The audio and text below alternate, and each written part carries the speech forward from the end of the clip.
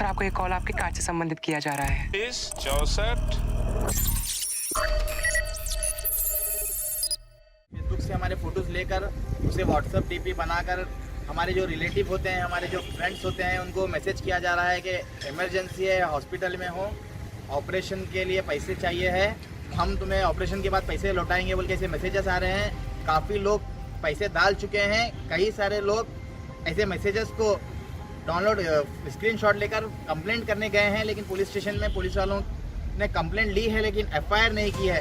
Pictures use करके WhatsApp के through किसी दूसरे को अपील करके पैसा जो है मांगा जा रहा है ऑपरेशन के नाम पे, कोई इमरजेंसी बता के। तो आप किसी के साथ भी ऐसा कोई केस हो रहा है तो पहले तो आप कोई भी अमाउंट ट्रांसफ़र करने से पहले सामने वाले को कंफर्म करें, डायरेक्ट उसको बात करें। बात करने के बाद ही, अब देखिए हेल्प करना किसी का सब अच्छी बात है, लेकिन कंफर्म करके किसी की हेल्प करें।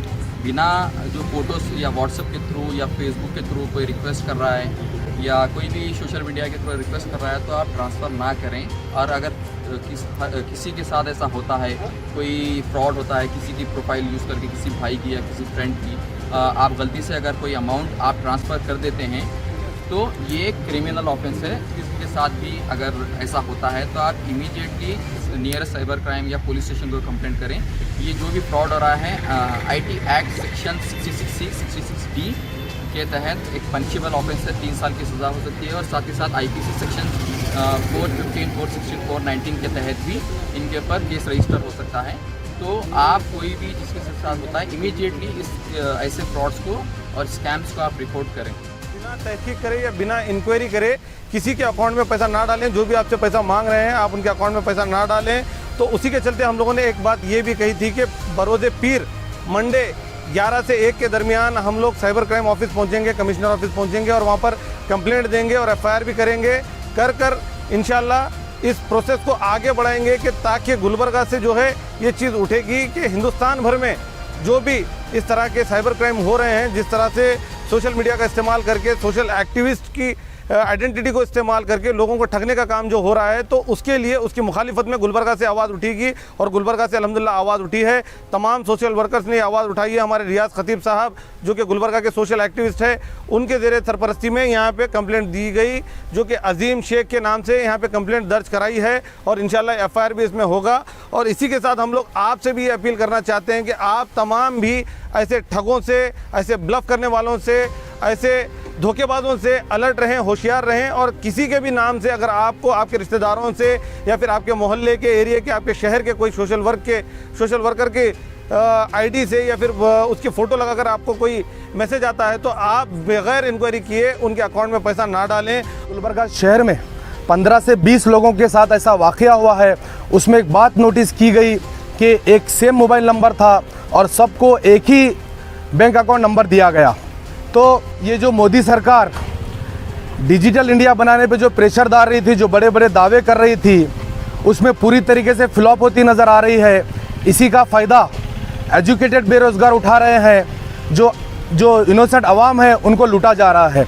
तो ख़ासकर गुलबर्गा शहर के नौजवान हर मसले में, चाहे कोई बीमार हो या कोई परेशान हो या किसी गरीब बच्ची की शादी हो या कुछ भी मसला हो, बढ़ चढ़ कर आगे डोनेट करते हैं। अपनी कमाई में से इमदाद जो ज़कात निकालनी होती है, जो जिसी के तरीके से जो जितनी उनकी ताकत है उस तरीके से मदद करते हैं, उसको नज़र में रखते हुए ये ठग लोगों को लूट रहे हैं।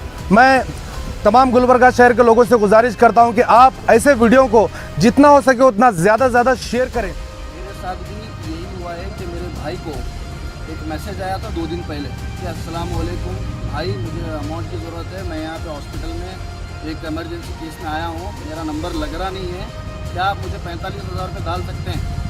ये अकाउंट नंबर है करके शेयर किया था। तो मेरे भाई ऑलमोस्ट पैसे डालने वाले थे, अभी वो नेटवर्क इशू की वजह से पैसे चले नहीं गए। तो उस टाइम क्या करें, उन लोग डायरेक्टली मेरे को कॉल की कि कहाँ गड़बड़ी क्या है, क्यों उतना पैसे तू पूछ रहा है? तो मैं बोला कि वो मेरा मैसेज नहीं है, तुरंत उसको ब्लॉक कर दो। शहर गुलबर्गा में नामचीन हस्तियों का नाम लेकर के, सोशल एक्टिविस्टों का नाम लेकर के जो ठगने का काम किया जा रहा है, उसके खिलाफ कंप्लेंट देने के लिए आज हम लोग commissioner office cyber crime section पहुंचे थे। यहाँ पर कंप्लेंट देने की जब बात आई, FIR की जब बात आई, तो सर्कल साहब ने कहा कि इस पर FIR नहीं हो सकता। काफ़ी बहस के बाद में जब वो FIR के लिए राज़ी होते हैं तो उसके बाद में हम लोग आपसे मुखातिब इसलिए हो रहे हैं कि हमने आज FIR की मांग की है। ताकि आगे आने वाले दिनों में कोई सोशल वर्कर का नाम लेकर के आपको कोई ठगे ना। ये ठगने की बात कब से चल रही है? 2014 में जब से नरेंद्र मोदी सरकार आई है, जो बेरोजगारी पर ध्यान ज़्यादा देती है, रोजगार देने के बजाय बेरोजगारी का जो इंडेक्स बढ़ा रही है, वो सरकार आने के बाद से ठगने के तरीके निकल के आए हैं। जैसे OLX के नाम पर ठगा जाता है, फेसबुक के जरिए पुलिस कमिश्नर के अकाउंट को हैक किया जाता है, कमिश्नर ऑफ CPI के सर्कल पुलिस इंस्पेक्टर के अकाउंट को हैक किया जाता है, वैसे ऑफिशियल्स का अकाउंट हैक करके पैसे मांगे जाते हैं। तो सोशल वर्कर्स के भी अकाउंट को हैक करना कोई उनके लिए बड़ी बात नहीं है।